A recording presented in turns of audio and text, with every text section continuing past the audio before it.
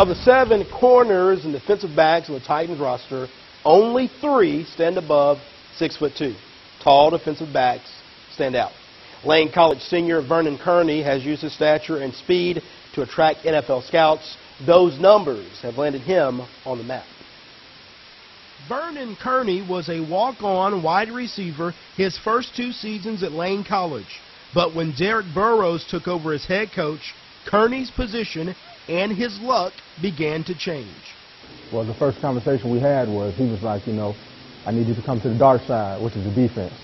And I thought about it. It took about a day or 2 to finally make my decision. And then I showed up in the defensive meeting the next night. And it was the best decision I ever made. At 6'2", Kearney has above average height for a defensive back.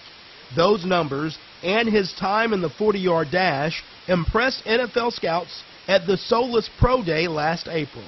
Came out, ran a 4.4 flat and a 4.47, and that was enough to bring the scouts back out the following year. In addition to being listed as an NFL prospect on several draft websites, Kearney has been invited to a number of highly rated All-Star games.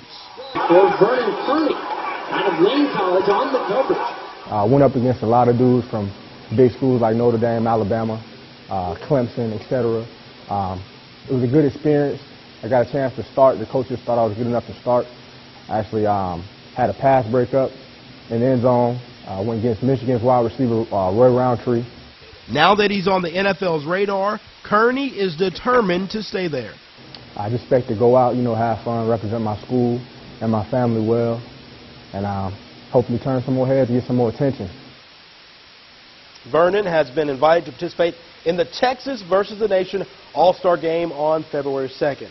He'll play with players from major football conferences like the SEC, the ACC, and the Big Ten. The NFL draft begins April 25th.